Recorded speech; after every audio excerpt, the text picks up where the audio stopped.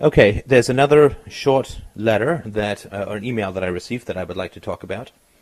This is Bob, but it's a different Bob.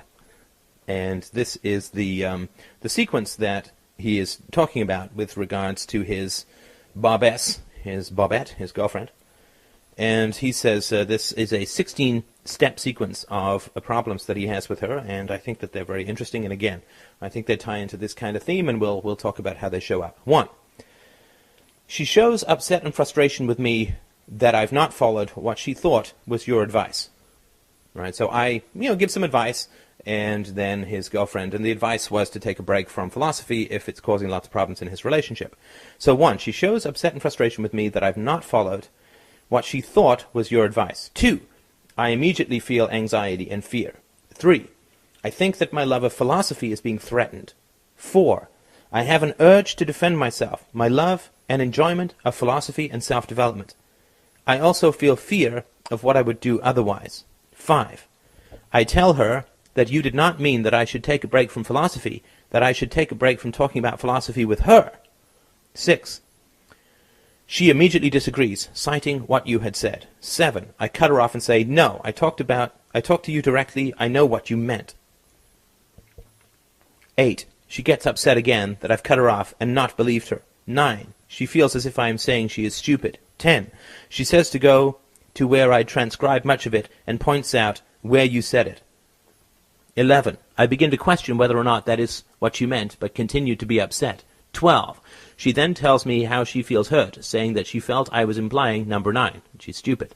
13, I begin to tell her I am scared of not following her interpretation of your advice. 14, she asks why I attacked her instead of telling her I was scared of following her interpretations of your advice.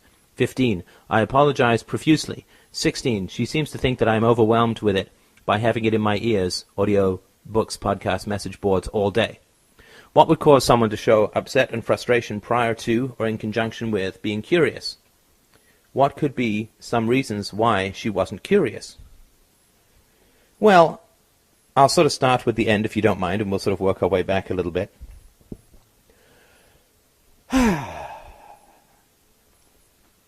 Well, I sort of have to reiterate this point, which I've made before, and there's no reason why I wouldn't have to reiterate it again, because it's a challenging point, at least it certainly was for me. What we're doing here is very, very, very, very, very advanced.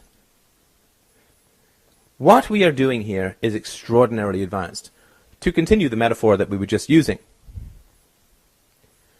there's not a whole chunk of people out there running a marathon while we're struggling to get out of our wheelchairs.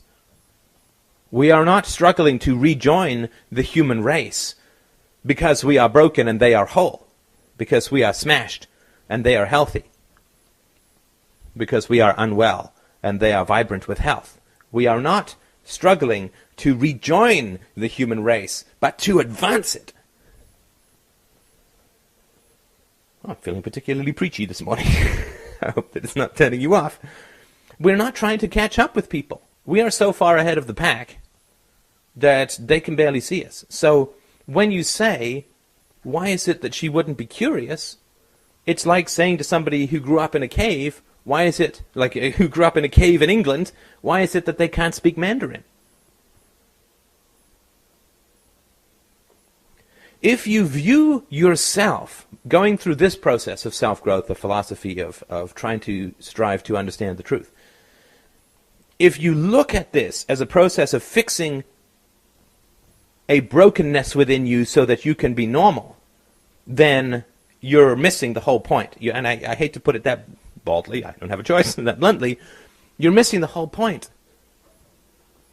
We're evolving here. You know, we're growing legs, we're growing lungs, we're becoming mammals. We're evolving here. Just look around at the world, how primitive it is. Crazy religious beliefs, everybody believing in all these crazy things that don't exist. The virtue of family, gods, countries, races, classes, all of these things. The world is completely enmeshed, mired in the magical, blinding, corrosive, giddy, druggy fog of mysticism of one form or another.